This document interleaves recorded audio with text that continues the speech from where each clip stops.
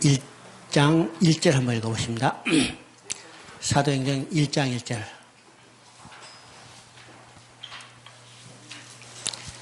데오빌로여, 내가 먼저 쓴 글에는 예수께서 행하시며 가르치시기를 시작하신부터, 그렇죠?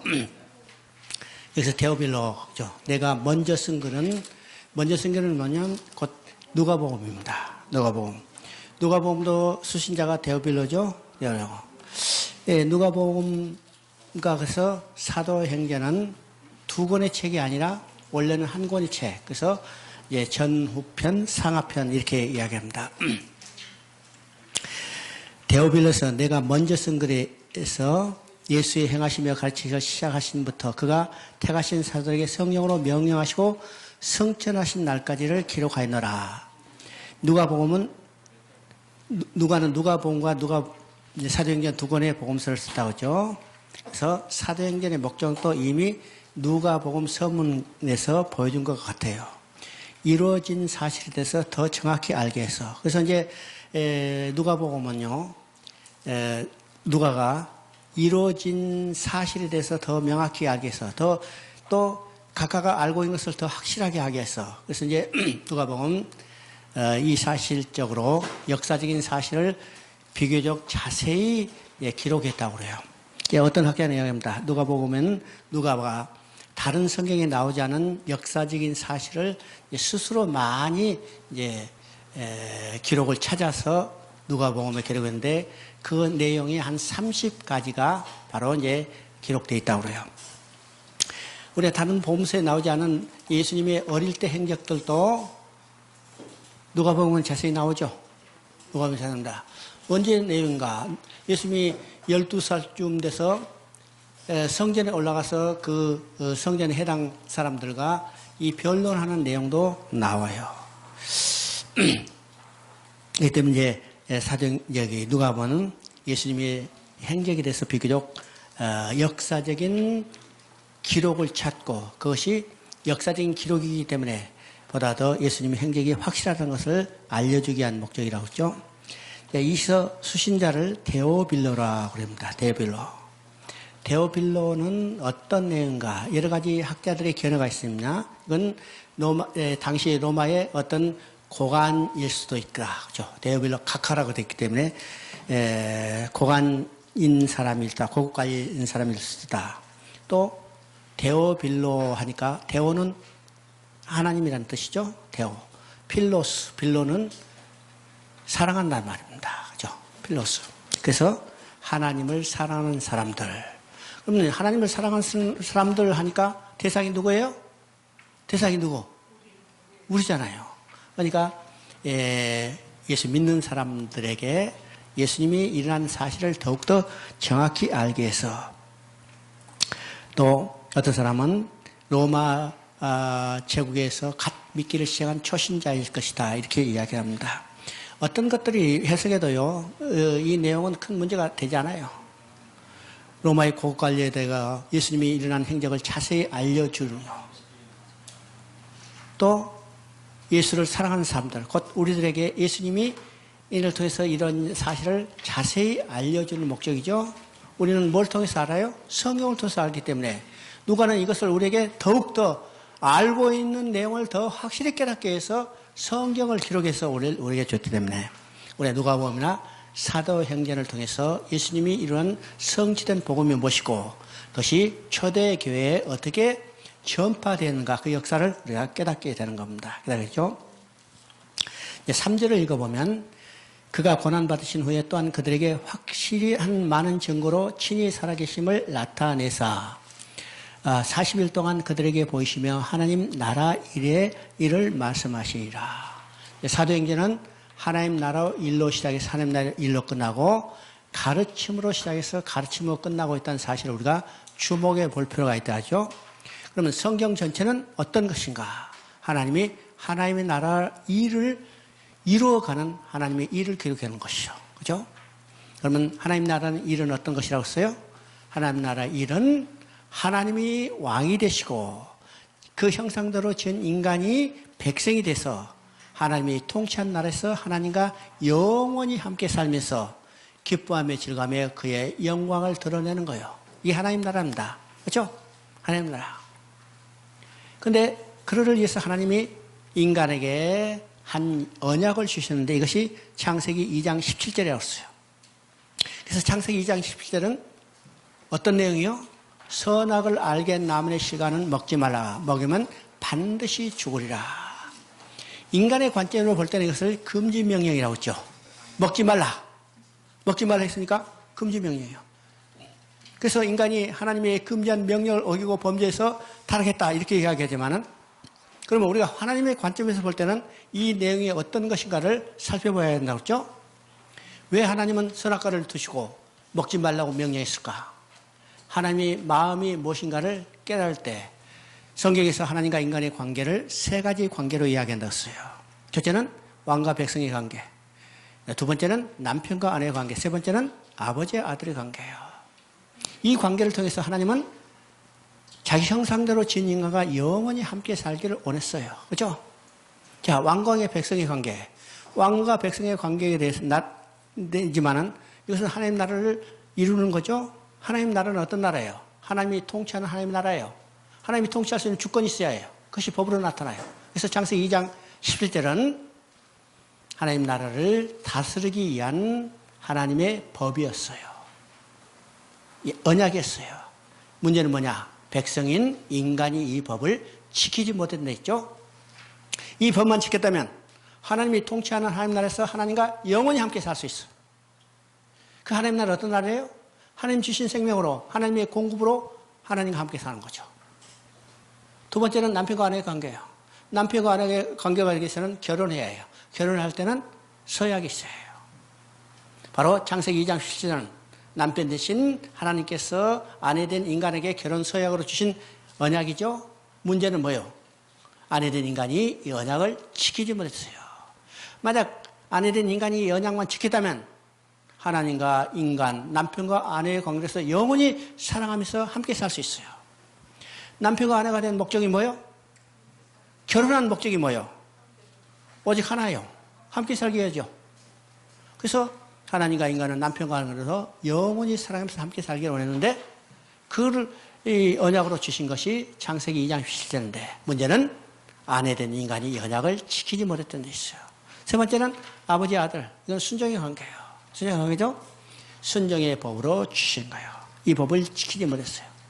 하나님이 인간이 이 언약을 지키지 못하고 떠났다. 하나님은 떠난 인간을 어떻게 해요? 돌아오게 해야 해요. 그렇죠? 돌아오게 해야 해요. 돌아오게 해서 파괴됐던 하나님 나라를 회복하는 거죠. 돌아오게 하는 것은 어떤 것이요? 떠났던 인간을 돌아오게 하는 거죠. 떠났던 인간을 돌아오게 해서 파괴됐던 하나님을 나라를 회복하는 거예요. 그렇죠? 누구를 통해서? 여자의 후손을 보내서 가죽 옷을 제입해서 돌아오는 거. 다른 말은요, 십자가에 달리실 예수 그리스도를 통해서 돌아오게 하는 거예요. 이게 성경의 이야기죠. 성경의 이야기예요. 그래서 바로 하나님 나라 일에 대해서 말씀하셨다는 말은 뭘 말씀했은 거예요? 성경을 가르친 겁니다. 그렇죠? 성경은 어떤 이야기? 하나님이 하나님 나라를 회복하는 하나님의 일을 기록한 거기 때문에 하나님 나라를 위해서 가르쳤다면 성경을 가르쳤어요. 성경을 가르쳤어요. 그러면 여기서 우리가 중요한 것을 깨달아야 합니다. 부활하신 예수님이 제자들에게 가르친 것은 오직 뭘까? 오직 뭘까요? 40일 동안 중점적으로 밤낮 자지 않고 제자들에게 가르친 것은 뭘까? 바로 성경이었다는 사실입니다. 성경이에요. 우리가 누가복음을 통해서 그걸 보게 되죠. 누가복음에 부활하신 예수님이 부활하시는데 그들은 믿지 못하고 다 도망갔어요. 그들에게 뭘 가르쳤어요? 성경을 들어서 깨닫게 할 때 그들이 가슴이 뜨거워졌다고 했어요.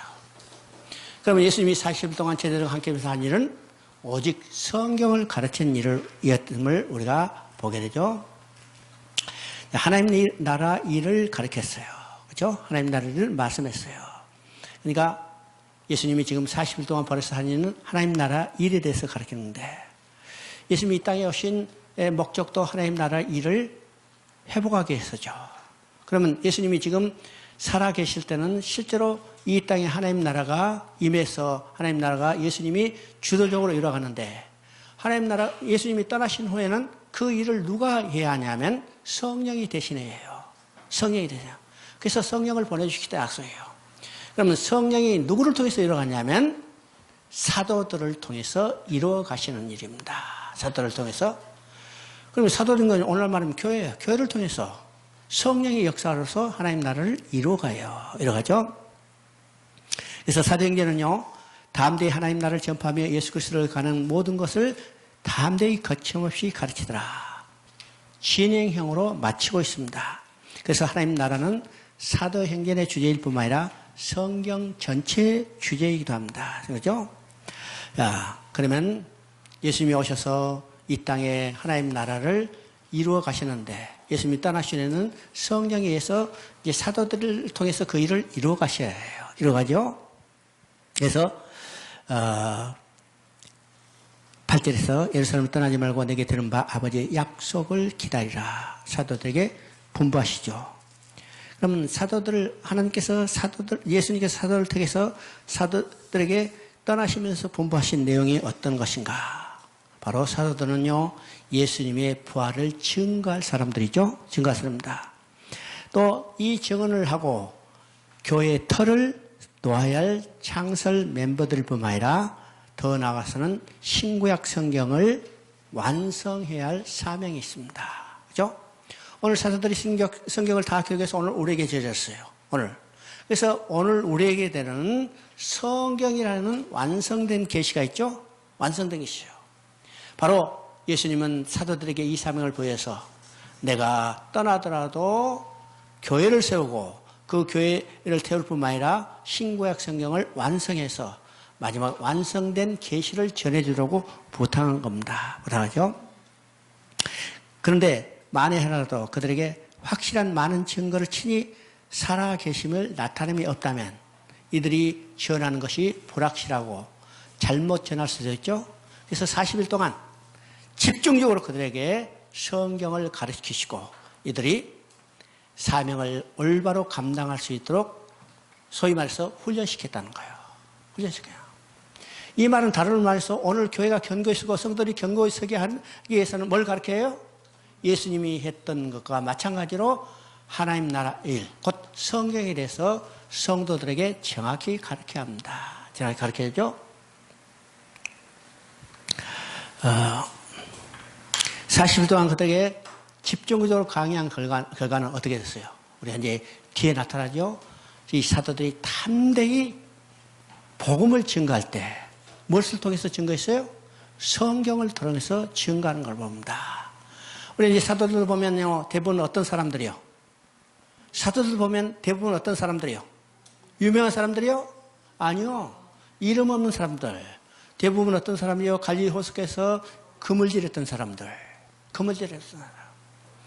여러분, 지금은 그래도 수산업이라 해가지고 참 괜찮은 사람들이 이게 사업을 경영하죠. 우리 아버지도 수산업 했어요. 그죠? 요새 유명한 동네가 하나 생겼죠. 유명한 동네. 강진이라는 유명한 동네가 생겼어요. 그죠? 여중생 실종사건, 시체 찾았대?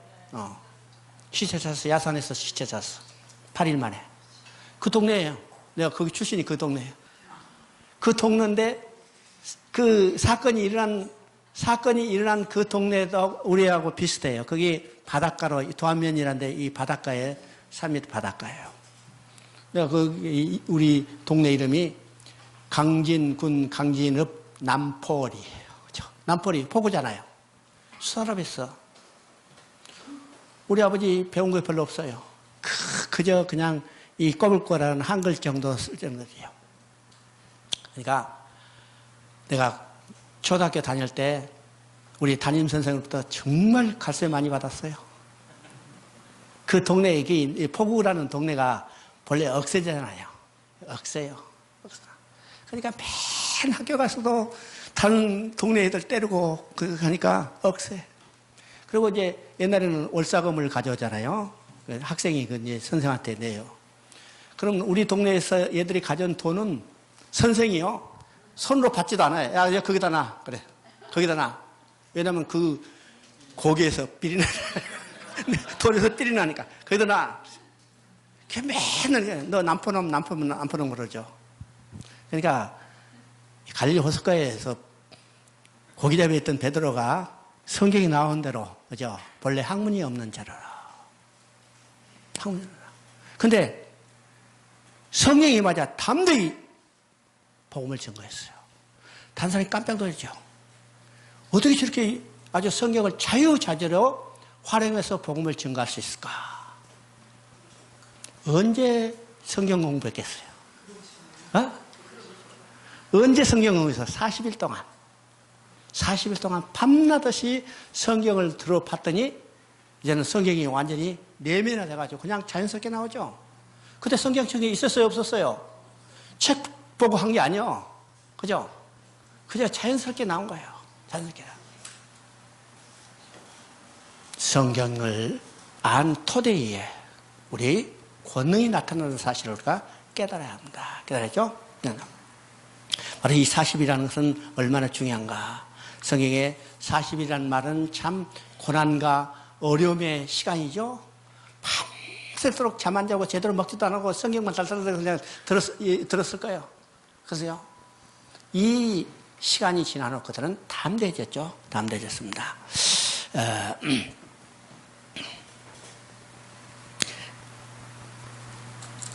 1장 8절 한번 읽어봅니다. 시간이 많지 않으니까 여러분 이제 세부적인 내용은 여러분 교재에 있어요. 참 이게 설명되지 않은 것은 여러분이 한번 읽어보시기 바랍니다. 사도행 1장 8절 오직 성령이 너희에게 임하시면 너희가 권능을 받고 예루살렘과 온 사마리아 땅까지려 보느라. 자, 우리가 이제 4절을 먼저 보면 사도와 함께 모이사 그들에게 분부하여 이르시되 예루살렘을 떠나지 말고 내게서 들은 바 아버지께서 약속한 것을 기다리라. 그러면요, 아버지께서 약속한 거죠. 우리 아버지께 약속한 것이 뭘까 생각해 봅니다. 아버지의 약속한 거. 그러면 이 말은요, 이미 누가복음 24장 49절에도 똑같이 나와요. 누가복음 24장 49절도 예수님이 제자들에게 말했거든요. 너희가 예루살렘을 떠나지 말고 아버지께서 약속한 것이 임할 때까지 기다리라 그랬어요. 그러면 아버지께서 약속한 것이 무엇일까? 그죠? 아버지께서 약속한 것은 바로 성령이요. 성령이요. 그러면 구약 성경에서는요, 두 가지를 보내주시겠다 약속했어요. 두 가지 하니까 여자의 후손과 가죽옷 이렇게 생각하지만 그것은 한 가지예요. 바로 여자의 후손과 가죽옷은 십자가에 죽으실 예수 그리스도죠. 예수 그리스도예요. 그런데 또 한 가지 약속이 있어요. 이 또 한 가지 약속은 성령을 보내주시겠다는 약속입니다. 성령을 보내주시겠다는 약속. 그럼 구약 성경의 선지서에 성령을 보내주시겠다는 약속이 여러 군데 나오죠. 우리 이제 성령이 임하자 베드로가 성경을 들어서 증거할 때 요엘서 2장 28절부터 32장까지를 들어서 그래서 그러니까 요엘서에서 성령을 보내서 약속이죠. 그 후에 내가 남녀와 여종의 성령을 보여주리라. 또 이사야 32장 15절에 새 영을 보여주리라는 약속이 있어요. 또 어디 나오는가? 에스겔 36장 26절에 새 영을 보여줬다는 약속이에요. 또 결정적인 것은요, 우리가 어디서 볼 수 있냐면 스가랴 12장 10절에서 볼 수 있습니다. 스가랴 12장 10절 한번 읽어봅니다.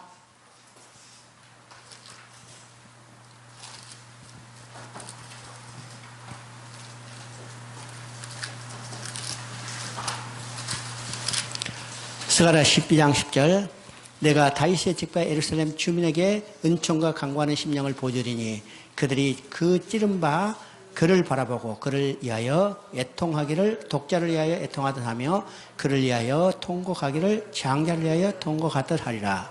여기서 중요한 것을 우리가 깨달았죠.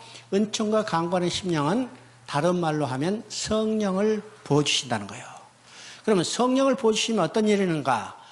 그 찌른 바라 그를 바라보고 회개하고 통곡하는 역사가 나타나요. 그 찌른 바 누구냐? 찌른 바 그는 누구냐? 십자가에 창의 허리가 찔리신 예수 그리스도예요. 그죠? 성령이 임하면 예수 그리스도를 믿고 이제는 어떻게 회개하는 역사가 나타나고 회개하는 역사가 나타남으로 인해서 그들이 구원받게 되는 역사가 나타나죠. 언제 회개하는 역사가 나타나요? 언제? 성령이 임할 때요. 성령이 임할 때. 그렇기 때문에 지금 구약에서도 찌른바 그를 보고 회개와 통곡하는 역사가 나타나. 언제? 성령을 부어주면. 그래서 성령을 보내주겠다고 약속했어요. 그죠? 성령을. 왜 성령을 보내주셔야 하는가? 아까 얘기했죠? 예수 그리스도가 십자가에 죽으신 일은 역사적인 객관적인 사실이요. 그죠? 역사적인 객관적인 사실이에요. 그 사실을 성령이 우리에게 증언해줘야, 그죠? 우리가 회개하는 역사가 나고 믿고 구원받는 역사가 나요. 그죠? 그래서 성령이 예수님께서 십자가에서 이룬 일을 우리에게 증언해 주지 않으면 우리가 믿게 되지 못해요. 구원받지 못하게 돼요. 그래서 구약에서 성령을 보내주시겠다고 약속했어요. 이것이 바로 아버지께서 약속한 것을 기다리라. 그러면 구약에서 하나님 아버지께서 성부 하나님께서 약속한 것이 두 가지죠. 메시아를 보내겠다. 여자의 후손을 보내겠다는 약속이고 또 하나의 약속은 성령을 보내주시겠다는 약속이에요. 그럼 메시아로 예수님이 와서 뭐라고 말씀하세요? 아버지께서 약속한 것이 임할 때까지 기다리라. 그러면 아버지께서 약속한 것이 임할 때까지 기다리라고 예수님이 친히 말씀했다면 어떤 것이요? 하나의 약속은 성취됐죠.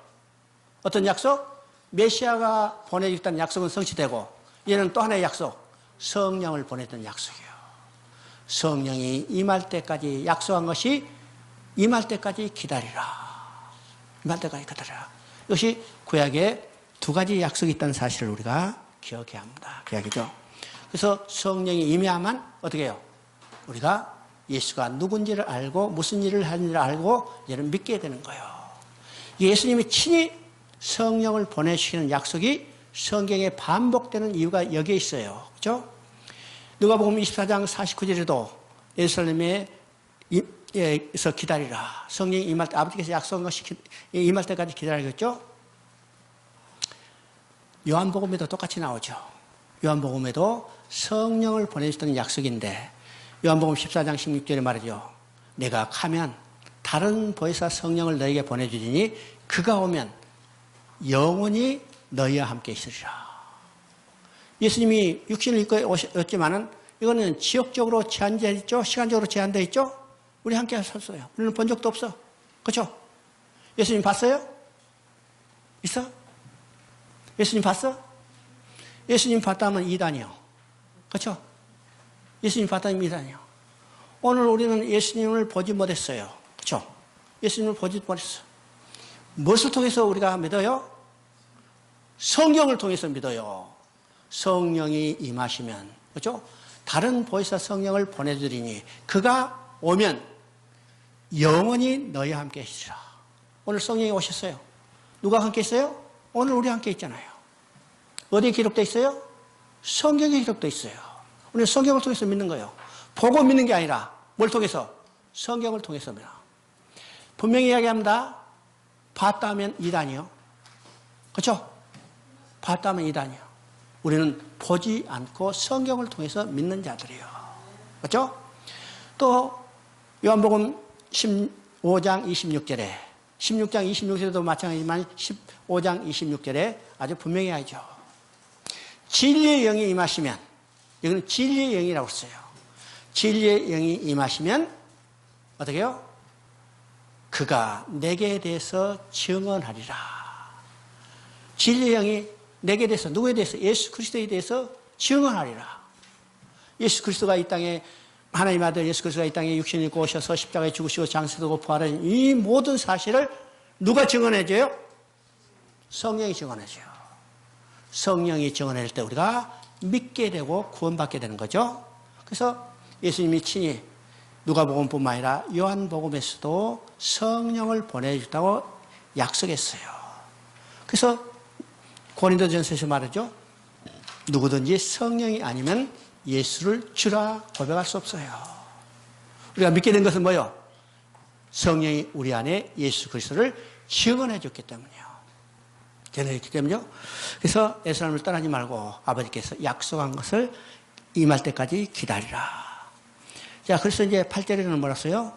성령이 임하시면 너희가 권능을 받고 예루살렘과 유다 사마리아 이르러 땅끝까지 이르러 내 증인이 되리라. 그죠? 예루살렘을 떠나지 말라. 아무데나 있어서 성령 받으면 안 돼요? 그죠? 성령은 자유자니까 아무데나 있으면 성령 받을 수 있잖아요. 그죠? 근데 지금 제자들에게 예루살렘을 떠나지 말라고 그랬어요. 떠나지 말라. 그러면 성령은 예루살렘만 임할까? 생각해 봐야죠. 왜 예루살렘을 떠나지 말라? 예루살렘을 떠나지 말고, 그죠? 예루살렘을 떠나고 약속한 것이 임할 때까지, 성령이 임할 때까지 기다리라. 성령이 임하면, 그죠? 너희가 권능을 받고 유다와 사마리아 땅까지 이르러 내 증인이 되리라. 예루살렘을 떠나지 말라요. 그러면 예루살렘에서 어떤 일이 일어났어요? 예루살렘에 어떤 일이 일어났어요? 예루살렘에 어떤 일이 있어요? 예수님이 붙잡히시고 재판을 받으시고 십자가에 못 박히시고 장세되고 부활한 사건이 어디서 일어났어요? 예루살렘에 일어났어요. 제자들은 이 사건을 보면 처참한 모습이죠. 자기들은 어떤 이 메시아를 기다리는가? 어떤 메시아를 기다렸어요? 로마로부터 이스라엘을 독립시키고 그들을 잘 먹게 살 수 있는 정치적인 이 강력한 지도자 메시아를 원했는데 자기들이 원했던 메시아는 어떤 거예요? 힘없이 십자가에 못 박혀 죽으시고 장사되고 사라졌어요. 이건 처참한 모습이죠. 아마 축구에 이기고 돌아서는 한 선수의 모습 같지도 몰라요. 패배야 그냥. 빨리 잊고 싶은 이 모습. 그거를 떠나지 말라는 거예요. 이 비참한 모습을 너희 기억 속에 영원히 기억하고 예루살렘을 떠나지 말라. 우리가 그것을 떨쳐버리고 다른 데 가서 무엇을 한다 하든 우리는요, 의미가 없어요. 우리는 누구를 바라봐야 해요? 십자가에 못 박혀 처절하게 돌아가신 예수 그리스도를 확실히 깨달을 때 우리는 그 의미가 무엇인지를 깨닫고 우리는 하나님 맡긴 일을 할 수 있어요. 할 수 있죠? 그래서 예루살렘을 떠나지 말라. 예루살렘을 떠나죠. 패배한 슬픈 것을 가슴에 안고 우리가 무슨 일을 한다 해봤자 그것은 성공할 수 없어요. 그러나 우리 그 처절한 상황으로부터 기초가 될 때 우리는 담대히 일을 이룰 수 있죠? 이룰 수 있습니다. 자, 권능을 받고 있어요. 권능을 받고.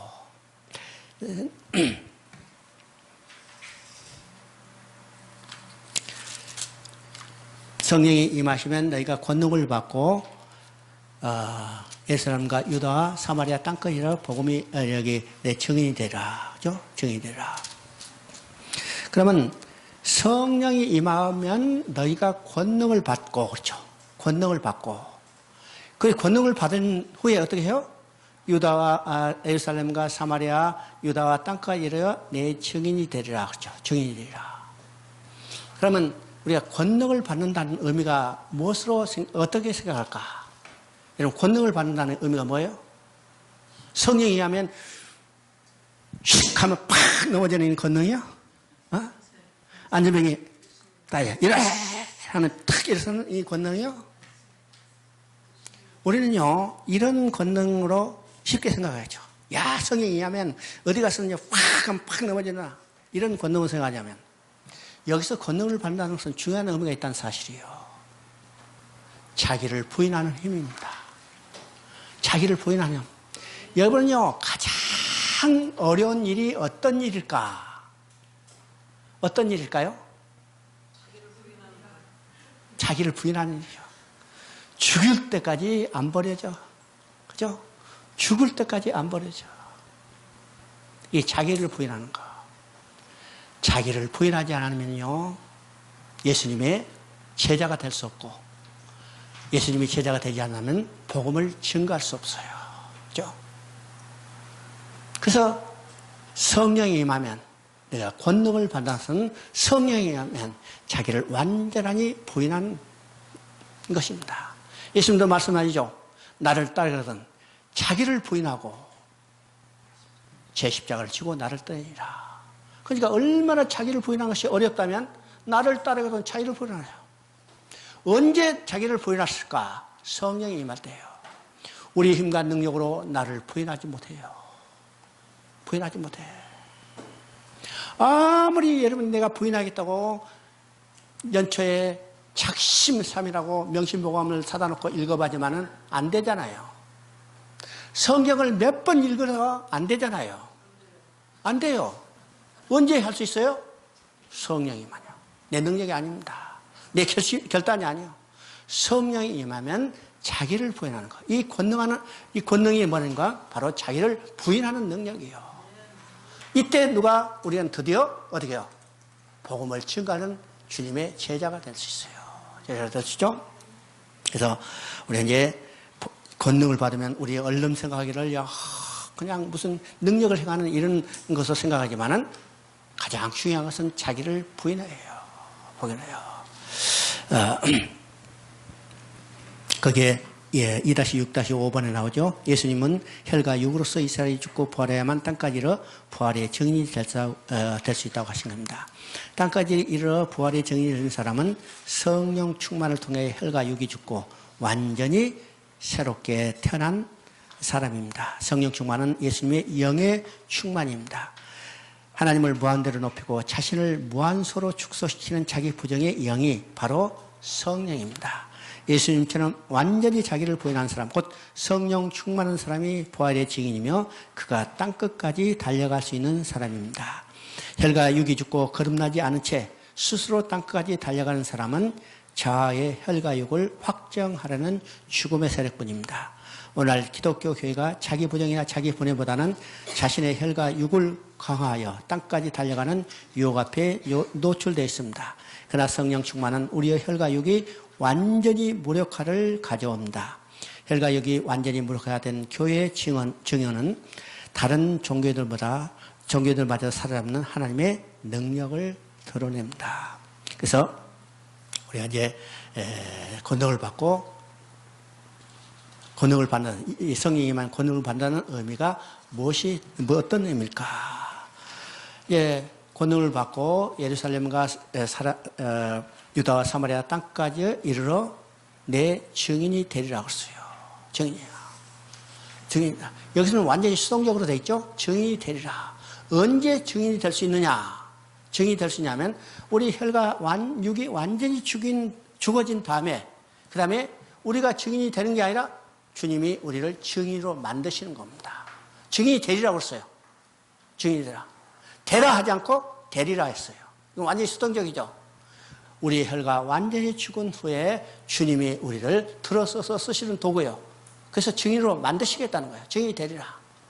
오늘은 우리가 스스로 증인이 되려고 애를 쓰죠. 증인이 되리라. 우리 스스로 증인이 될 수 있는 게 아니라 주님께서 우리를 증인으로 쓰시는 거예요. 이 사실을 알아야죠. 사실은. 그러면 여기서 증인이 된다는 것이 어떤 의미일까? 증인이 된다는 것이 어떤 의미일까? 증인에는요, 두 가지 의미가 있어요. 두 가지요. 첫째 증인의 의미는 어떤 것이냐면 자기가 보고 듣고 경험한 사실을 가감 없이 그대로 전해야 해요. 이게 증인이죠? 다른 말하면 성경으로 이야기하면 진리를 진리대로 전해야 해요. 가감이 있으면 안 돼요. 빼거나 보태면 이건 증인이 아니라 소설 쓰는 거죠. 소설 쓰는 거예요. 증인은 보고 듣고 경험한 것을 그대로 가감없이 전해야 해요. 이게 증인이요. 두 번째, 보고 듣고 경험한 것을 그대로 전하기 위해서는 어떤 결과가 나타날 수 있어요? 죽을 수 있어요. 그래서 증인이라는 말과 순교자라는 말은 어근이 같아요. 그죠? 순교자라는 말과 증인은 어근이 같아. 왜? 증인이 되기 위해서는 죽을 수 있기 때문이에요. 죽을 수 있다. 여러분, 예를 보세요. A와 B가 어떤 송사 문제에 걸렸어요. 그러면 증인이 한 사람 있죠?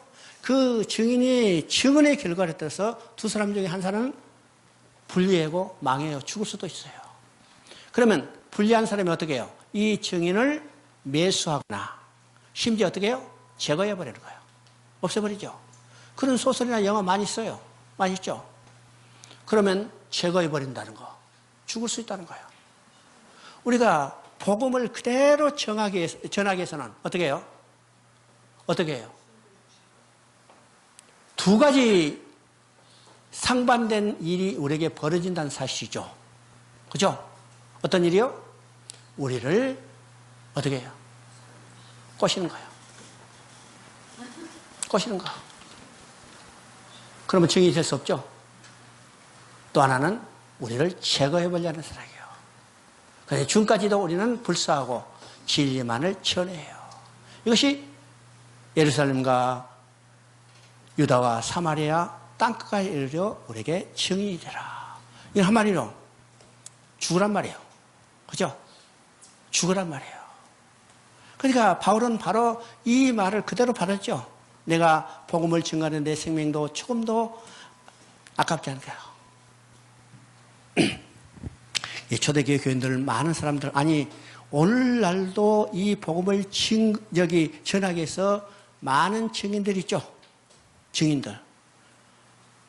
여러분도 증인이고 또 증인이 되기 위해서는 죽기 위해서 순교자도 나오는 거예요. 순교자도. 오늘 순교하기도 쉽지 않죠.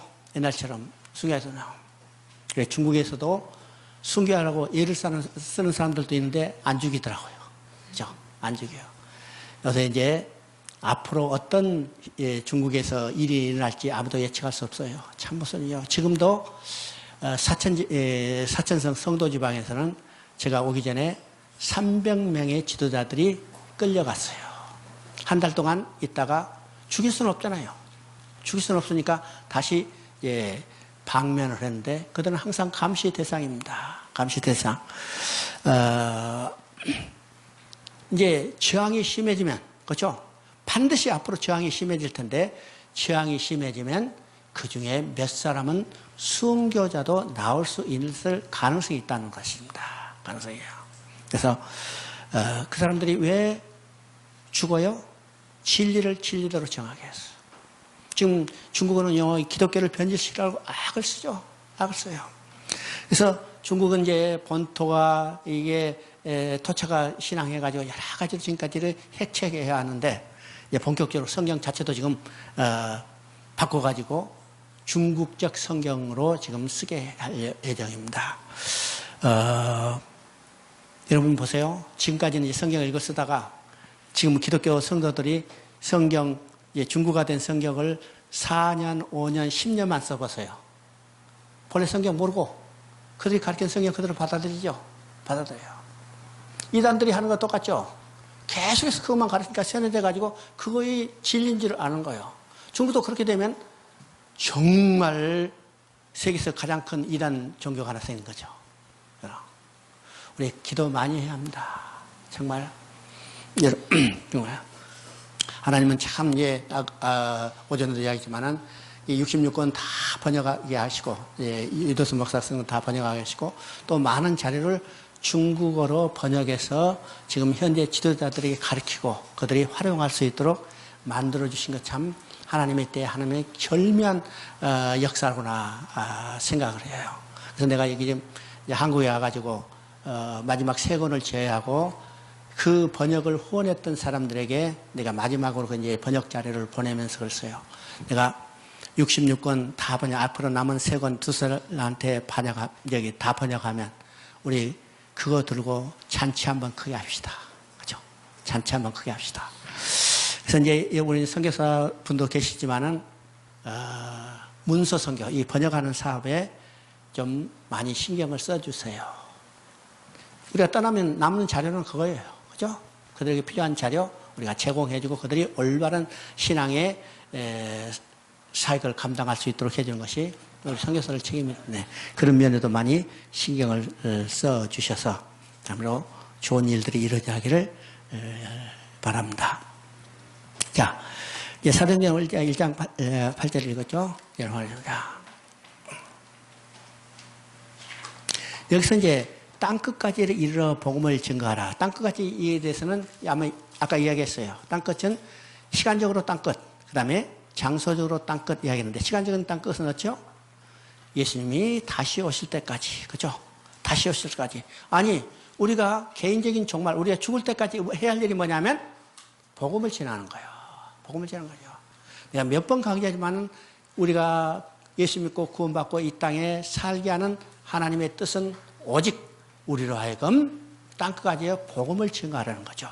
복음을 증거하라. 두 번째는 땅끝은 우리는요 지역적으로 이제는 땅끝은 없어졌어요. 그럼 가장 가까운 땅끝은 뭐냐? 내 가장 가까운 사람, 그죠? 믿지 않은 그 가장 가까운 사람이 땅끝이에요. 그래서 계속해서 복음을 증거해 갈 때 가장 가까운 사람, 믿지 않은 사람에게 증거할 때 어떻게 해요? 땅끝에 이르러 증인이 되는 겁니다. 그러니까 오늘날 꼭 멀리 가는 것이 땅끝이 아니라는 사실이에요. 가장 가까운 주변에 내 땅끝이 있다는 사실이라고 그게 복음을 전하는 거예요. 그러니까 모든 사람에게 성경의 명령은 똑같이 나타났죠. 그렇죠? 우리는 저 다른 나라로 가는 것만 성경의 명령인 것 같지만 지금 사도행전의 성경의 명령은 땅끝까지 이르렀으니까 시간적으로 땅끝이요, 지역적으로 땅끝이요. 지역적인 개념이 아니고 내 주위, 가장 가까운 사람. 그래서 오늘 모든 사람에게 선교의 명령, 증인되는 명령이 동시에 보였다는 사실을 우리가 생각해야 합니다. 생각하죠?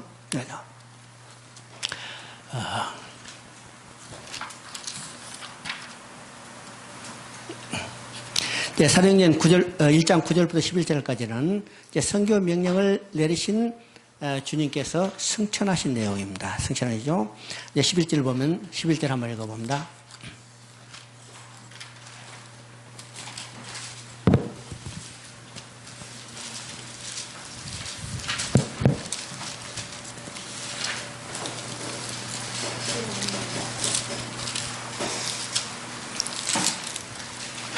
이르되 갈릴리 사람들아 어찌하여 서서 하늘을 쳐다보냐. 너희 가운데서 하늘로 올려지신 이 예수는 하늘로 가심 그대에 본 그대로 오시리라 하였느니라. 그죠? 보시네요. 자, 예수님이 여기 승천하신 것이며 내가 간 그대로 다시 오는 것을 너희가 보리라. 그렇죠? 자, 예수님이 내가 올라간 그대로 다시 오는 것을 너희가 보리라 하기 때문에 초대 교인들은 예수님이 금방 오시리라 생각하고 어떻게 살았어요? 아무 일도 안 하고 있는 거 잘 먹고 우리 예수님 만나자. 그렇게 살았어요. 이게 데살로니가 후서에 나타나는 내용들이죠. 그들은 다 일도 안 하고 그냥 있는 거 먹고 예수님 만나자. 이렇게 살았기 때문에 이제 바울이 이것을 책망하는 것이 데살로니가 후서입니다. 그런데 예수님이 지금 오셨어요? 오시지 않았어요? 예수님이 오셨어요? 오시지 않았어요? 예수님이 다시 안 오셨죠? 예수님이 왜 다시 오시지 않았을까? 금방 오신다는 예수님께서 왜 아직 오시지 않았을까? 몇 년이 지났어요? 몇 년이 지났어? 2000년이 다 지나가요. 왜요? 예수님은요, 주 30년에 승천하셨다면, 오늘 2018년이니까 아직 2000년이 안 됐죠? 2000년이 조금 모자라. 하여튼 2000년 동안에 예수님이 금방 오신다 했는데 오시지 않았어. 오시지 않았어요. 왜 금방 오신다는 예수님이 2000년이 지난 이 시간까지 오시지 않았을까? 여기서 하나님의 마음을 우리가 알아야 합니다. 하나님은 땅에 있는 모든 사람이 구원받기를 원하시는 거예요. 그렇죠? 땅에 있는 모든 사람이 구원받기를 원하시기 때문에 모든 사람에게 복음이 증거되기를 원하시는 거예요. 하나님은 심판의 목적이 있는 게 아니라 구원의 목적이 있어요. 그죠? 심판의 목적이 있는 게 아니라 구원의 목적이 있어요. 그래서 우리가 성경의 역사를 보면 하나님은 죄를 행하고 우상을 숭배해도 즉각 심판으로 멸하지 않는다는 사실이에요. 하나님이 회개하고 돌아올 시간을 반드시 주시고 돌아오지 않는 그들을 심판하신 것을 우리가 보게 돼요. 그죠? 노아 시도 120년 시간을 줬어요. 이스라엘이 멸망하고 남유다가 회개하고 돌아올 120년의 시간, 130년의 시간을 줬어요. 회개하고 돌아오기를 원하시죠? 이 시대도 똑같이 이 땅에 사는 사람들이 회개하고 돌아서 복음을 듣고 회개하고 돌아서 구원받기를 원하시는 거죠? 이게 하나님의 마음이에요. 그 시간이 얼마냐? 2000년의 시간이 지났어요. 이것이 로마서 2장 4절에 이야기하는 대로 하나님의 인자심과 길이 참으심과 용납하심의 풍성함을 너희가 멸시하느냐. 그죠? 그러면 이 시간은 어떤 시간이요? 회개하고 돌아오기를 기다리시는 길이 참으심과 용납하심의 풍성한 시간이죠. 풍성한 시간이요. 2000년 시간 줬어. 그죠? 2000년 시간. 그래서 오늘이 구원받을 때요. 오늘이 은혜의 때요. 은혜의 때죠. 예수님이 초림 때는 뭐요? 구원하시기 위해서 오셨어요. 인자가 온 것은 잃어버린 자를 찾아 구원하려 함이라. 그러나 재림 때는 구원이 아니요. 심판이요. 그래서 구원받을 때가 언제요? 오늘 이 시간이요. 이 시간. 그래서 예수님이 다시 아직 오시지 않은 이유는 모든 사람이 구원받기를 기다리시는 궁율의 시간이라는 사실을 우리가 보게 되죠. 그래서 이제 1장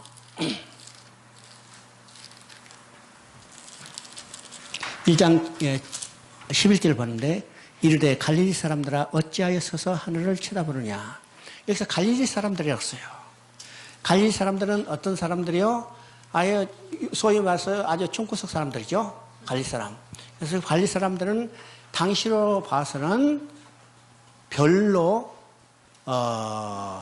우대받고 환영받지 못하다는 아주 시골 벽촌의 사람들이에요. 오늘도 그러죠. 아까 내가 여기 강진 남포에서 태어났는데 우리 초등학교 선생들이 야 남포놈 그러죠.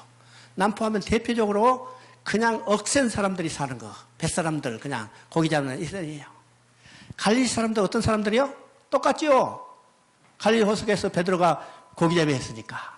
그러니까 별로 지역적으로 환영받지 못하고 대접받지 못하는 사람이요. 어떤 말로 하면 편협하고 그냥 배척받은 사람들 중에 하나죠. 갈릴리 사람들아 지금 이야기해요. 어째 너희가 하늘을 바라보느냐. 이 말은 이제는 너희 지역적인 배타성을 벗어나서 세계로 눈을 향하라는 겁니다. 오늘 기독교도 지역적인 배타성을 넘어서 또 기독교만의 종교의 이 배타성을 넘어서 세계 모든 사람에게 눈을 향해요. 눈을 향해요. 오늘 세계 모든 사람들은 어떤 사람들이요? 하나님이 그들을 구원하기를 원하는 사람들이죠. 하나님은 모든 사람이 예수를 믿고 구원받기를 원하지 멸망받기를 원하시는 게 아니죠. 그러면 우리는요 눈을 들어서 어떤 사람을 봐요? 세계 만민을 바라보고 그들에게 복음을 증거해서 그죠? 그들도 예수를 믿고 구원받을 수 있도록 우리 눈과 마음이 넓어져야 해요. 바로 이 갈릴리 사람들 하는 이 한마디 속에도 너희도 이제는 갈릴리라는 지역의 감정, 지역적인 배타성을 벗어나서 세계를 바라보라는 거예요. 우주를 바라보라는 거예요. 우주라는요. 오늘도 우리가 세계 선교예요. 바로 이런 마음으로, 그죠? 이런 마음으로 갈릴리 사람들이 이 지역적인 벗어나서 세계를 바라보고 그들에게서 복음을 증거할 수 있는 마음이 열려야 합니다. 열려야죠.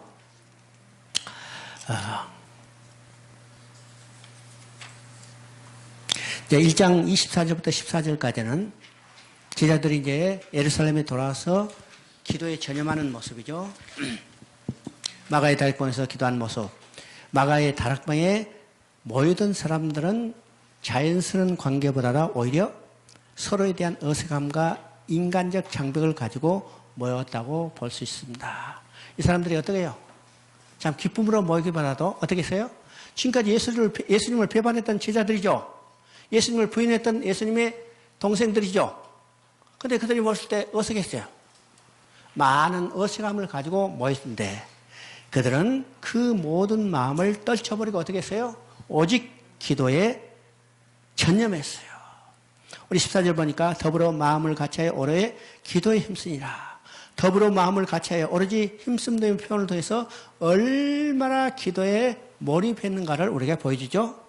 그들이 더불어 마음을 같이하여 오로지 기도에 힘쓰다마는 내게 드는 바 아버지의 약속하신 것을 기다리는 주님의 분부대로 그 약속을 믿고죠. 약속을 믿고 그들은 약속을 붙들고 기도하고 있었다는 것을 우리가 보게 돼요. 오늘도 우리가 신앙생활에 가장 중요한 것은 뭐예요? 약속을 붙들고 신앙생활하는 거예요. 약속을 붙들고 기도하는 겁니다.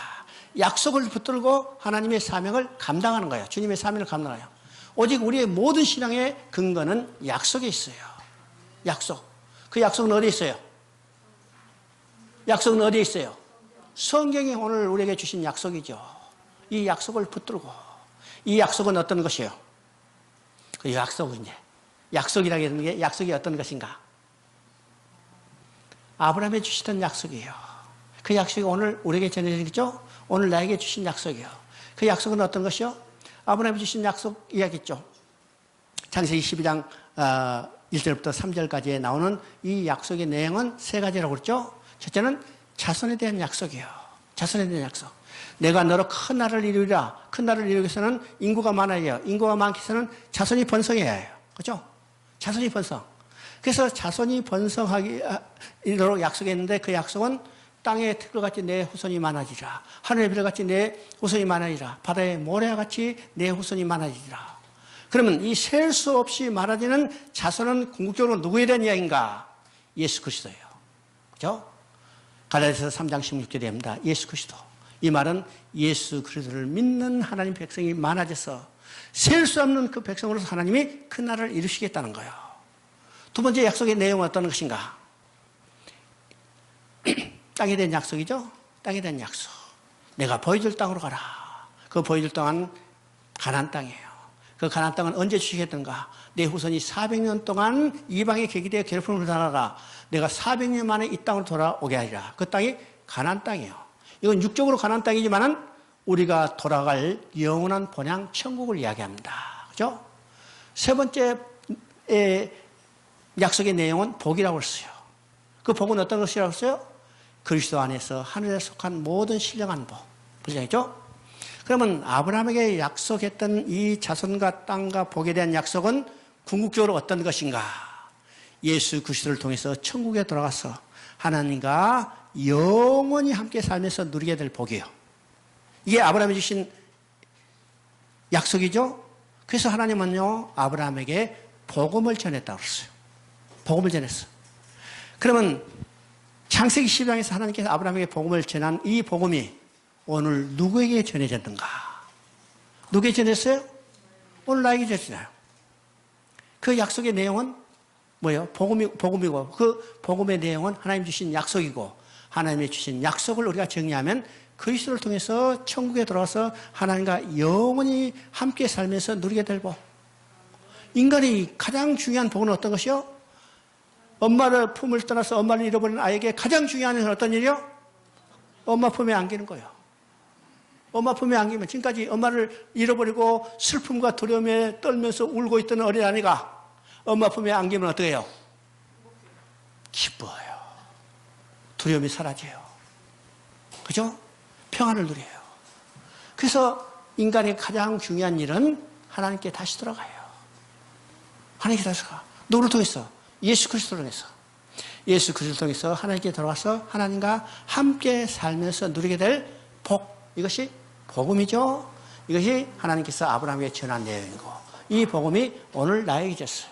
그러면 하나님이 아브라함에 복음을 전한 것이 아브라함이 주신 약속이고 그 약속이 오늘 내게 전해졌어요. 내게 전해졌죠? 그러면 아브라함이 주신 약속과 내게 주신 약속이 동일해. 그 약속은 어떤 것이요? 그리스도를 통해서 천국에 돌아가서 하나님과 영원히 함께 살면서 누리게 될 복을 약속했어요. 이것이 약속이 내게 있죠. 이것이 어디요? 성경 이야기고 그 약속이 오늘 내게 줬어요. 내게 줬죠.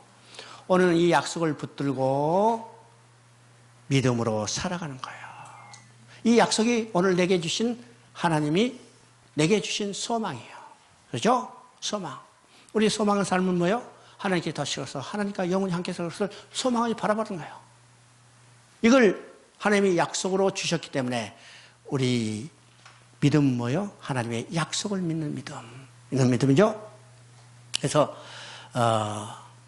그들이 기도에 전념하여 힘쓸 때 무엇을 가지고 붙들고 기도했는가? 하나님의 약속을 붙들고 기도했어요. 하나님의 약속을 붙들고 우리의 기도가 어떤 것인가? 우리의 신앙이 어떤 신앙생활인가? 하나님의 약속을 붙들고 기도하고 하나님의 약속을 붙들고 믿음으로 살아가는 것이 우리 신앙입니다. 그 약속이 바로 성경이 우리에게 주신 거죠. 그러니까 이 내용을 확실히 성도들에게 가르쳐야 해요. 가르쳐야 해요. 이것을 우리가 다른 말로 말하면요, 우리의 신앙의 목표가 무엇인지를 분명히 알아야 합니다. 신앙의 목표가 무엇인지 알아야죠. 신앙의 목표 하면요, 야, 신앙에 무슨 목표가 있느냐 이렇게 생각할지 몰라도 우리는 분명하게 신앙의 목표를 향해서 그 목표를 향해서 전진해야 해요. 우리 신앙입니다. 오늘 성도들이 열심히 신앙생활 하지만은 목표가 없이 방황하는 경우가 많이 있어요. 그렇죠? 방황하는 경우는 어떻게 해요? 목표가 있기 때문에 일정한 방향으로 진행하지 못하고 열심히 신앙생활 하지만 제자리 걸으며. 왜요? 목표가 없기 때문에. 우리가 무엇을 통해서 봐요? 이스라엘 백성이 40년 동안 광야에서 뭐 했어요? 방황했어요. 왜요? 신앙의 목표가 없기 때문에 가데스 바네아에서 출발해서 다시 가데스 바네아로 돌아왔어요. 여러분, 이 40년 생활은요, 한 곳에서 평안히 먹고 사는 생활이 아니죠. 열심히 돌아다녔어. 신앙생활을 열심히 돌아다녔어요. 그러나 결과는 어떻게 해요? 한 발짝도 앞으로 나가지 말고 제자리로 돌아왔어요. 오늘 우리 신앙도 마찬가지입니다. 전진해야 해요. 방황해서는 안 돼요. 방황도 열심히 움직여요. 힘들어요. 오히려 더 열심히 했을지도 몰라요. 근데 목표가 없으면 제자리 걸으며. 여러분, 교회 나갈 때 첫 번째 기도가 뭐였었을까? 주야, 복 주세요. 그렇죠? 근데 죽을 때 기도도 어떤 기도예요? 주야, 복 주세요. 똑같아요. 죽을 때까지 뭐 했어요? 그 사람의 신앙은 방황했어요. 방황했습니다. 복 주면 어떻게 할까요? 복권 당첨되면 어떻게 할까요? 헌일이죠. 우리는 진정한 복이 무엇인가? 하나님께 다시 돌아가요. 하나님 나라. 그래서 스데반이 기도한 것처럼 주여 내 영혼을 받아주시옵소서. 그죠? 우리는 주님 앞에 돌아가서 주님과 영원히 함께 살면서 누리게 될 이 복을 누려야 해요. 이게 신앙의 목표죠. 신앙의 목표입니다. 우리는 이 신앙의 분명한 목표를 가지고 전진해야 합니다. 전진해야죠. 자, 그래서 우리는 어떤 신앙생활이고 기도고 뭐든지 간에 우리가 붙들어야 할 것은 하나님의 약속이요. 약속이요. 그 약속을 우리가 분명히 해야죠. 우리의 분명한 약속은 그냥 약속이라는 말이 아니라 더 구체적으로 해요. 예수 그리스도를 통해서 천국에 돌아가서 하나님과 영원히 함께 살 축복, 이것이 하나님이 우리에게 주신 약속이라는 사실이에요. 이 약속의 내용을 우리가 분명히 해야 합니다. 분명히 해야죠. 그 다음에 이제 1장 15절부터 25절까지는 이제 가룟 유다도 인해서 이제 부족하게 된 12사도를 채우는 겁니다. 채우는 거죠. 12사도를 채우는 거. 그럼 이 12사도를 채우는 것도 어떻겠어요? 지금 한 사람이 사도가 빠지면 하나님 나라를 세우는데 그 터가 어떻게 부실해져요. 기초가 무너지는 거죠. 그래서 12사도를 채우게 되는데 이 12사도를 채우는 것도 성경에 이미 예언된 그대로 그래요. 가룟 유다가 예수님을 배반할 것도 성경에 예언되어 있고 12사도를 채울 것도 성경에 이미 예언된 대로 그대로 이루어지는 것을 봐요. 그래서 우리가 성경을 볼 때 계속해서 반복되는 말은 어떤 건가? 성경대로, 성경대로, 성경대로예요. 그러면 우리 신앙생활의 근거는 뭐예요? 바로 성경이라는 거예요. 왜요? 모든 일이 성경대로 이루어졌기 때문에 성경대로 이룰 거죠. 우리가 성경대로 이루어졌다는 사실을 아주 확실하게 증거하는 것이 어디 나냐면 창세기 21장 1절이 나와요. 그건 이제 이삭이 태어나는 것을 이야기하죠. 이삭이 태어나는 것을 지금 말씀하시면서 거기에 중요한 말이 나오죠. 하나님께서 말씀하신 대로 하나님의 말씀한 시기가 되어 이삭이 태어났다고 그래요. 그러면 하나님은 1.1획도 임의대로 임기응변으로 이루어진 일이 아니고 하나님은 철저히 하나님이 계획과 목적대로 하나님의 때에 성취해 가고 있다는 사실을 우리가 보게 되는 겁니다. 그러면 하나님은요, 오늘 우리에게 약속하신 것도 하나님의 계획대로 하나님의 시간표대로 정확히 이루어진다는 사실을 우리가 확신하게 되는 거예요. 그렇죠? 그래서 지금 가룟 유다가 배반할 것도 성경대로, 또 마띠아를 12사도에 지금 가입시키는 것도 성경대로 이루어졌어요. 이루어졌죠? 이루어졌습니다. 2장을 봅니다.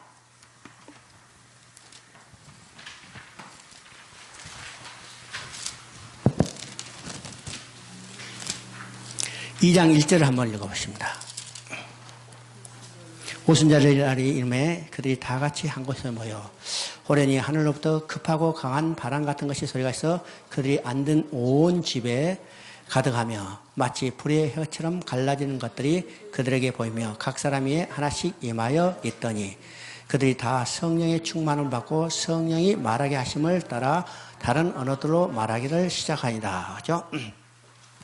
여기 이제 다른 언어로 했기 때문에 조금 이제 우리가 이해하기 쉽지만은 옛날에는 방언으로 했기 때문에 이 방언이 뭔가에 대해서 많이 논란이 있었어요.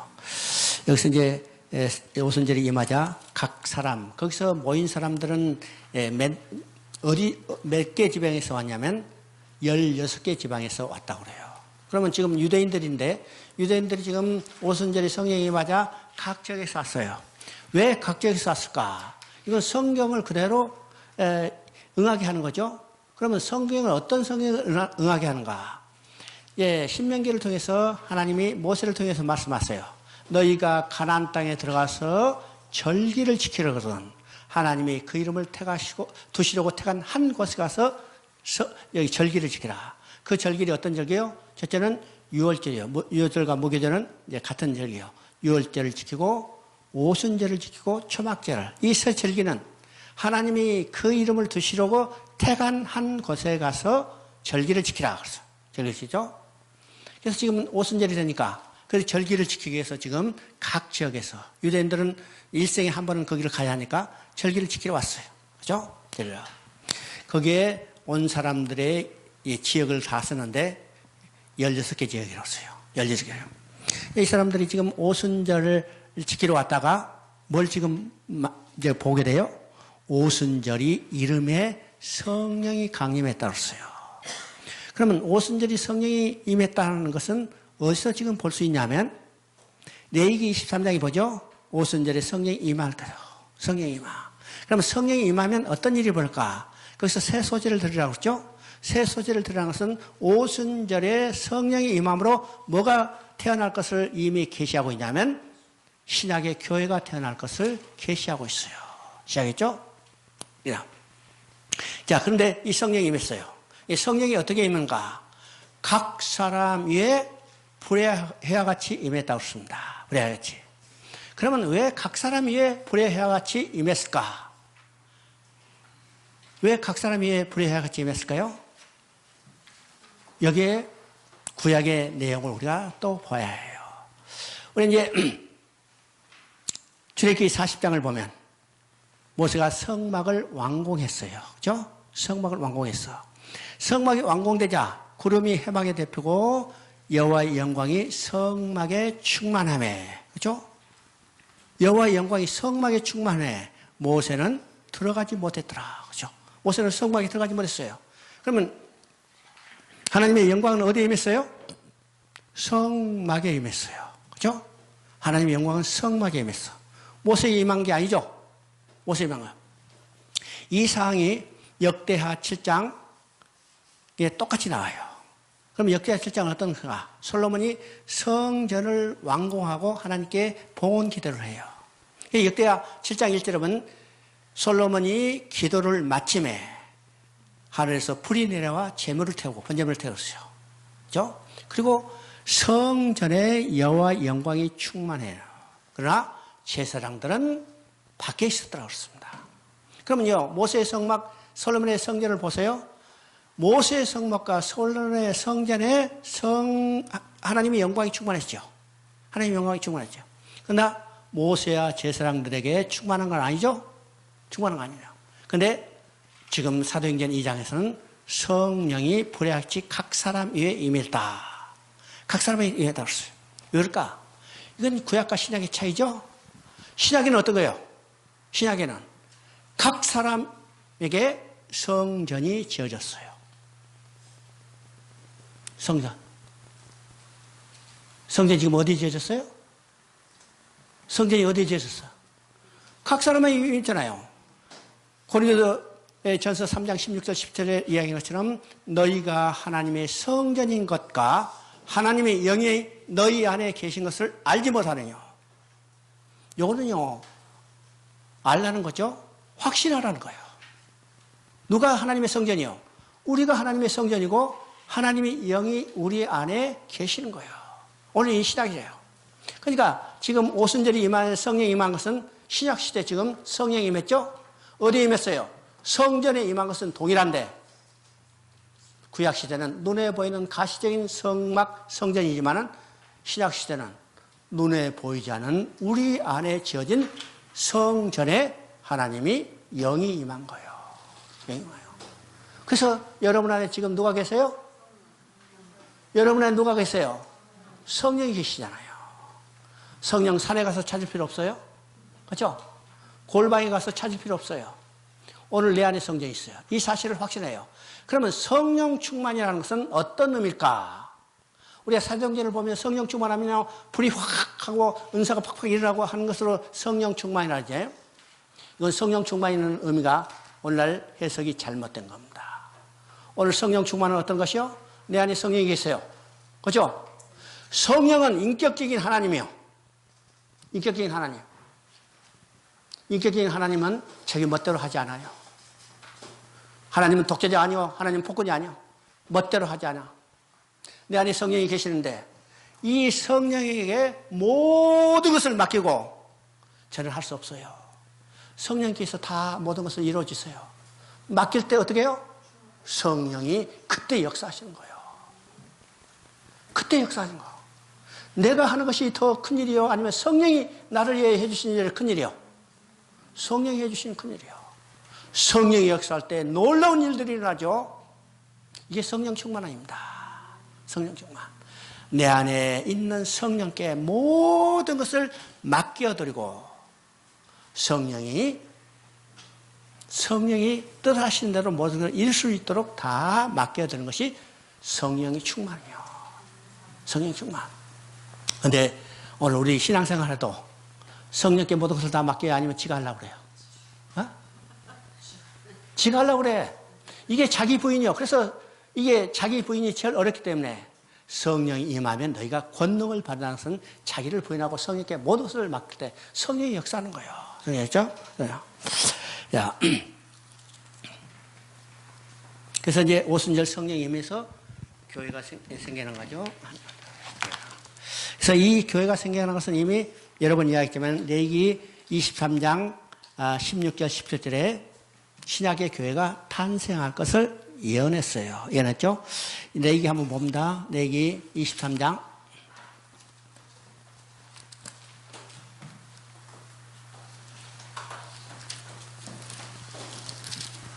레위기 23장 16절 17절 읽어봅니다.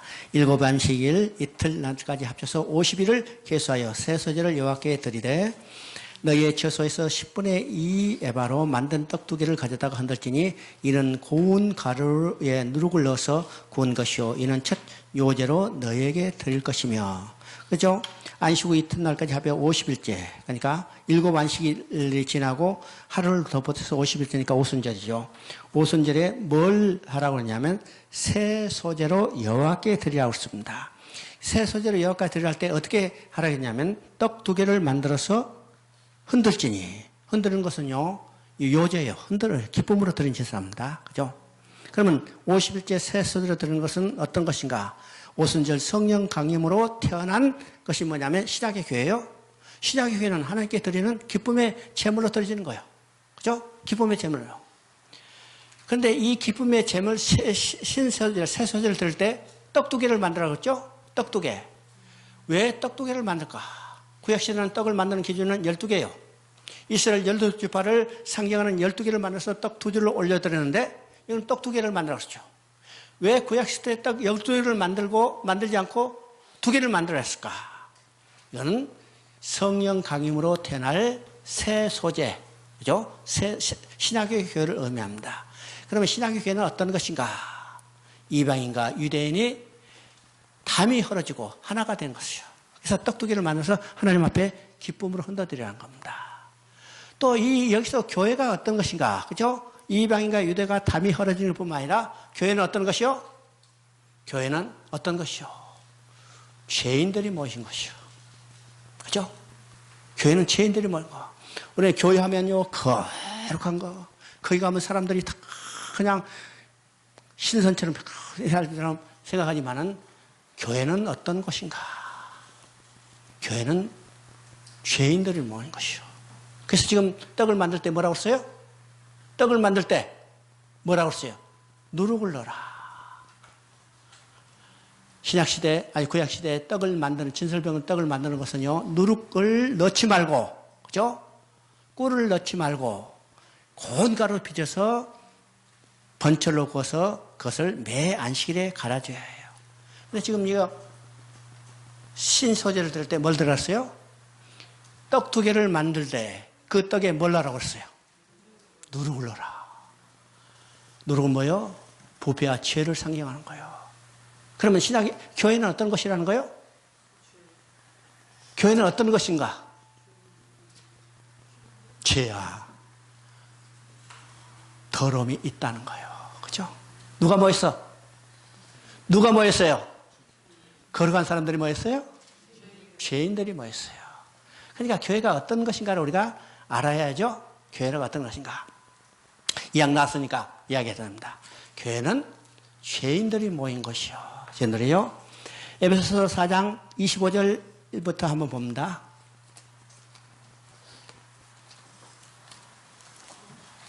에베소서 4장 25절 뭐를 봅니다. 에베소서 4장 25절.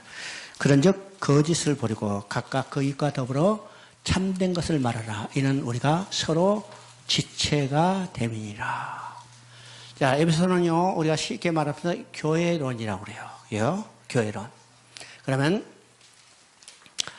에베소서는 전체적인 흐름이 어떻게 든가? 1장은 교회를 건설하는 준비하는 과정이죠. 그래서 성부 하나님께서 교회를 지을 재료를 선택한 거예요. 창세전에 그리스도 안에서 너희를 택하시고, 그 다음에 7절에는 이제 성부 하나님께서 교회를 짓게 위해 택하는 재료를 예수님이 사오시는 거예요. 그죠? 사오셔요. 어떤 값을 주고? 핏값을 주고 구속해서 사온 거예요. 그리고 13절에 보니까 사온 재료를 절대 손못 대지 말고 도장을 꽉 찍어놨어. 이거 내 것이다. 그죠?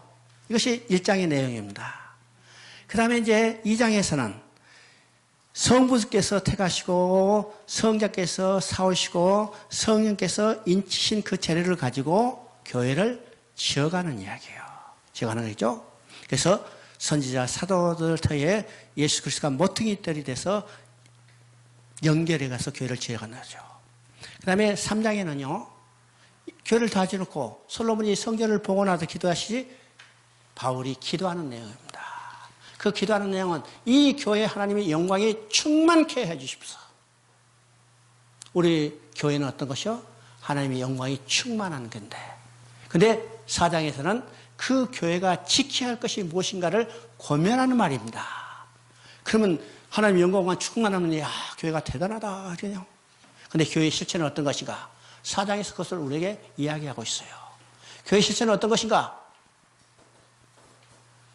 죄인들이 모신 거예요. 죄인들이 뭐예요? 그러면 4장 우리가 읽었죠? 한번 봅니다. 4장 25절. 어디가 없어?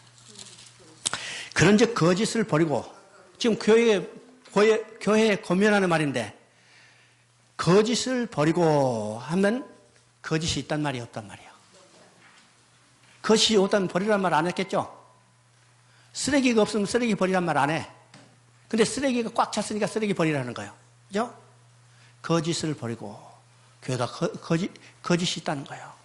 또 중요한 일 있죠. 그 다음에 한번 봅니다. 28절 한번 읽어봅니다. 28절. 도둑질하는 자는 다 도둑질하지 말고 돌이켜 가난한 자에게 구제할 수 있도록 자기의 손으로 수고하여 선한 일을 해라. 도둑질이 있단 말이에요? 어떤 말이에요? 어? 도둑질이 없으면 도둑질하지 말라 말 안 했겠죠? 근데 도둑질이 있기 때문에 도둑질하지 말라. 그래서 옛날에 교회 신발 안 잃어버리고 신발 주머니 들고 다녔어요. 그렇죠? 왜요? 신발 바꿔 신고 가는 사람이 있기 때문에 도둑질이 있다는 거예요. 이게 교회의 모습이에요. 그러면 교회는 어떤 모습이요? 교회는 병원과 같은 기능이 있어요. 병원에 누가 모여요? 건강한 사람이 모이는 게 아니죠. 죄인들이, 환자들이 모여요. 환자들이 모여서 약을 먹고 또 수술을 통해서 그들이 건강하게 회복돼서 나가죠. 그러면 교회는 어떤 사람들이 모여요? 환자들이 아니라 죄인들이 모인 거예요. 죄인들이 무엇을 통해서 치료함을 받아요? 복음을 통해서 치료함을 받아요. 복음은 뭐요? 양약이요. 복음은 어떤 것이요? 예리한 수술의 칼이요. 이 복음을 통해서 그들이 건강하게 치료함을 받고 거룩해지는 거예요. 하나님이 기뻐하시는 성도들로 변해가는 거예요. 그러니까 우리가 교회는 어떤 것이요? 거룩한 자만 모인 게 아니라 그 속에 거짓과 도둑질 여러 가지 부패하고 죄된 것이 있다는 사실이죠. 이것이 복음을 통해서 이제는 치료함을 받는 것. 이게 교회의 기능입니다. 교회 기능. 그래서 지금 레이기에도 뭐라고 써요? 누룩을 넣어라. 바로 신약의 성령 강림으로 태어날 신약의 교회를 보는 거죠. 신약의 교회는 누룩을 또 떡 2개를 흔들었어요. 이건 유대인과 이방인의 담이 헐어지는 것을 이야기하죠. 여기서 우리가 교회의 기능이 무엇인가를 또 살펴봐야 해요. 그렇죠? 에베소 2장 18절 한번 읽어봅니다. 우리 읽었으요.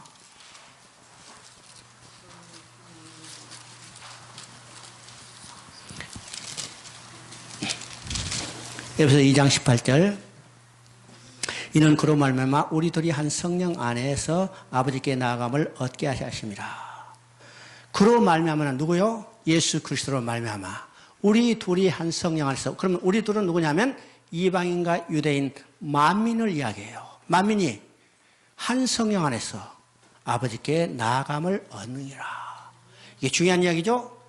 교회의 가장 중요한 기능은 어떤 것이에요? 교회 와서 부자 돼서 잘 먹고 사는 것이 아니에요. 부자 돼서 높은 자리에 올라가는 게 출세하는 게 아니에요. 교회의 가장 중요한 기능은 교회에 나온 모든 사람을 어떻게 해요? 아버지께 나아가면 이렇게 하나님께 나아가는 거예요. 인간의 가장 중요한 일이 뭐라고 써요? 인간의 가장 중요한 일이 뭐라고 써요? 하나님께 다시 돌아가는 거예요. 누구를 통해서? 교회를 통해서. 교회를 통해서 어떤 방법으로? 예수 그리스도를 영접하고. 그래서 교회는 어떤 기능이에요? 교회에 나오는 모든 사람들에게 예수 그리스도를 확실히 증거해서 그들이 예수 그리스도를 영접하고 하나님께 나아가는 거예요.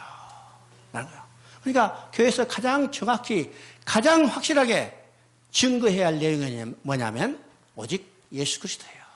왜요? 인간의 가장 중요한 일은 하나님께 나아가는 일이고 하나님께 나아가는 유일한 길은 십자가에 달린 예수 그리스도를 통하는 방법이에요. 성경은 이 한 가지를 증하고 나왔던 사실을 우리가 깨달아야 합니다. 우리가 사도들이 전할 일도 뭘 전해야 해요?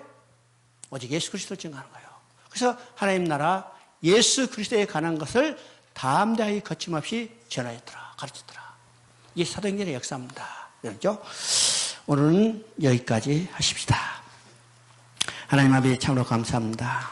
사도행전을 통해서 우리가 해야 할 일이 무엇이고 우리에게 맡긴 사명이 무엇인지를 깨닫게 하셨고 우리가 이 땅에 사는 유일한 목적은 예수 그리스도의 복음을 증거하는 일입니다. 그것을 통해서 하나님 앞에 다시 나가서 하나님과 함께 살며 기뻐하며 즐거워하며 그의 영광을 드러내며 함께 영원한 축복을 누릴 수 있도록 인도하신 것을 저희들이 믿사옵나이다. 우리가 이 약속을 붙들고 오직 소망을 바라보며 믿음으로 전진하는 신앙의 삶을 되도록 주여 축복하시옵고 또 우리에게 맡긴 이 사명을 잘 감당할 수 있도록 우리를 이끌어 주셨뿐만 아니라 우리에게 항상 너희를 떠나지 않고 함께 계시겠다는 이 약속이 있음을 분명히 깨닫고 믿음으로 살아가도록 우리를 축복하여 주시옵소서.